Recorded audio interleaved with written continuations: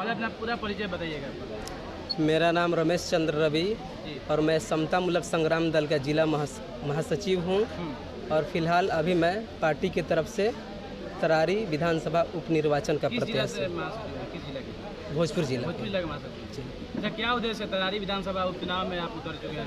क्या कुछ लक्ष्य है या फिर? हाँ, लक्ष्य है, बहुत सारी लक्ष्य है हमारी।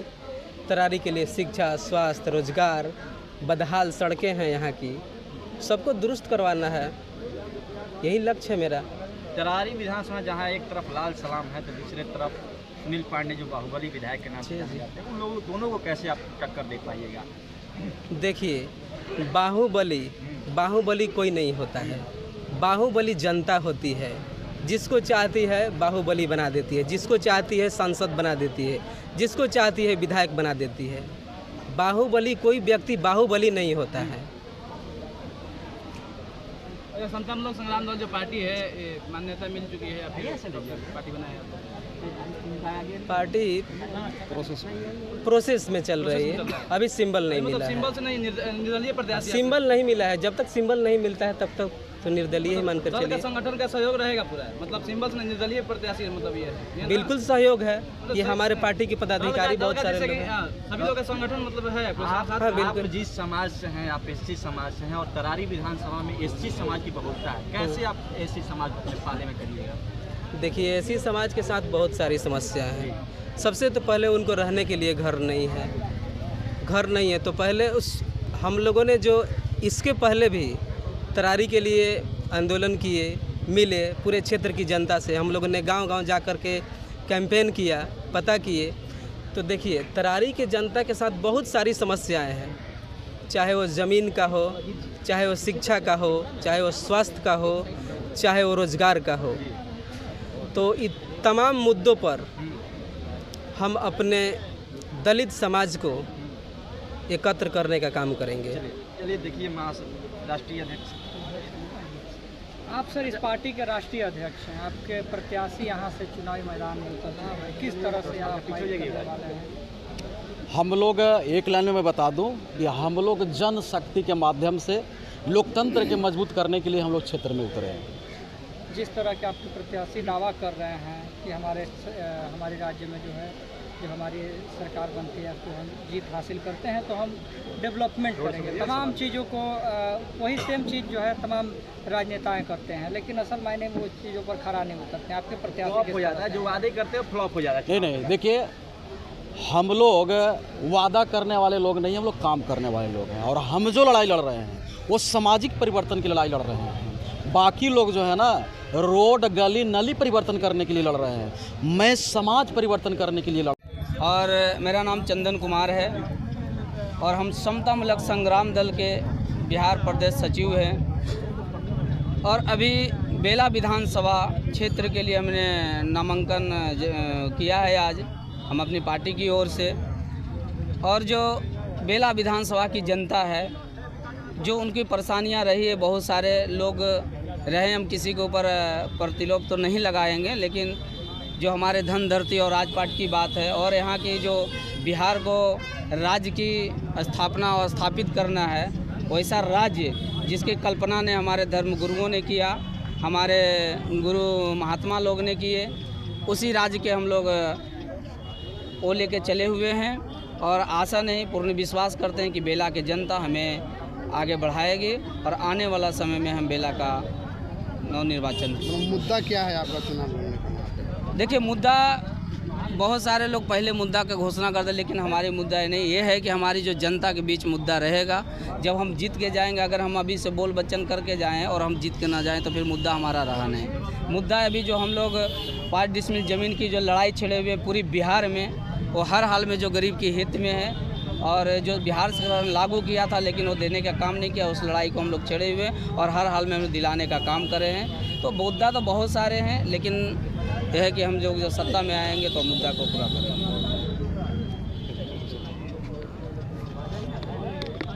सर, अभी बड़े बड़े दिग्गज जो है वहाँ के चुनाव लड़ रहे हैं, आप लोग कैसे लड़ पाइएगा? छोटे सी पार्टी है। बड़े बड़े दिग्गज कई प्रकार के होते हैं। लोकतंत्र में जो दिग्गज होता है जिसके पास जन ताकत होता है, पर वहाँ जितने दिग्गज लड़ रहे हैं ना, वो जन ताकत नहीं है। सभी के पास राइफल यानी गन ताकत है और धन की ताकत है, तो उनसे लोकतंत्र में लड़ना बड़ा आसान है।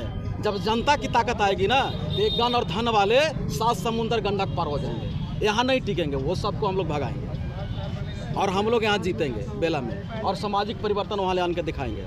मुद्दा क्या है सर? एक ही व्यक्ति का राजा है, अब फिर अभी उन्हीं के पिता भी खड़ा हुए हैं, इसको आप कैसे, इस अभेद दुर्ग को आप कैसे तोड़ पाएंगे? यही तो हम लोग को ताकत दे रही है। लोकतंत्र में परंपरागत ताकत नहीं चलेगा, जनता जो चाहेगी वही चलेगा। और जैसे आप पत्रकार साहब बोलते कि मुद्दा क्या है, तो मुद्दा तो ये वंशवाद खत्म करो और राजनीति से लफंगा और गुंडा के सफाया करो। ये जितने राजनीति में उतरे हैं, जिनको आप बोल रहे हैं, जितने, कौन गुंडा नहीं है?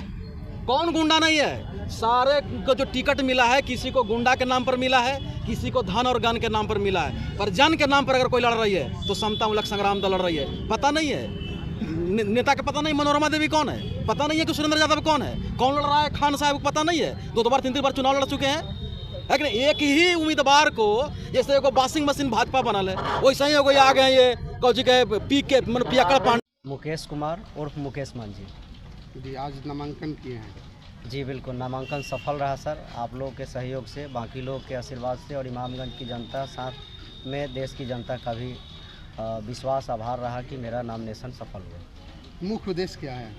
मुख्य उद्देश्य है सर कि आज़ादी के बाद से लेकर आज तक जो इमामगंज में काम बेहतर रूप से लोग नहीं कर पाए, मौका बहुत लोगों को मिला, नहीं कर पाए, वो हम जितना दिन मिलेगा उतना दिन में करने का कोशिश पूरा करेंगे कि उनसे बेहतर कर सकें। कम समय में?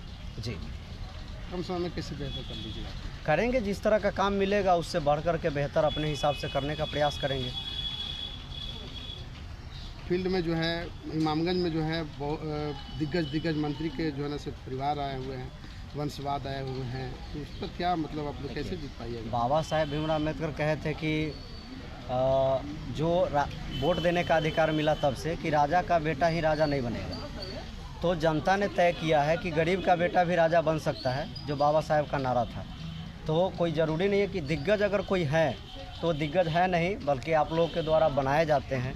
तो हम ये चीज़ कहना चाहेंगे कि वो लोग दिग्गज नहीं है। दिग्गज होते तो उनके पास हमसे भी हाथ, पाँव, मुड़ी, जो सर है वो 2 गो होता, हाथ जो है 10 गो होता, लेकिन सब चीज़ तो मेरे जैसा ही है उनका भी।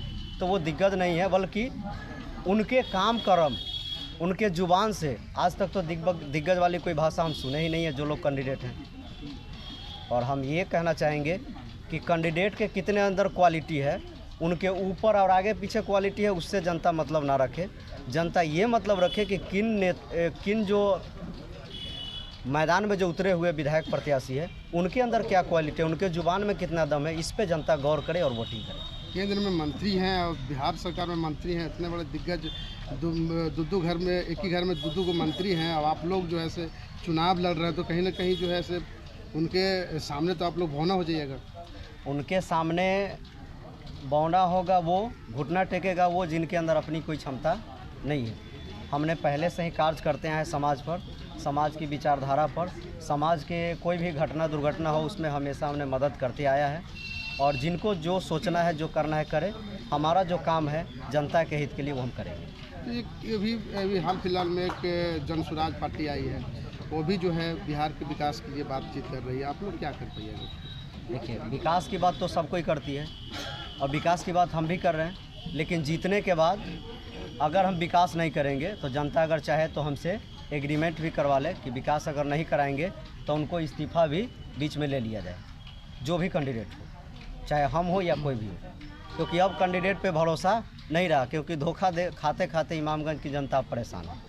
मांझी जी कह रहे हैं कि इमामगंज में 10 साल में हमने बहुत काम किया है, कभी पोल पुलिया कोई भी काम ऐसा छोड़े नहीं है।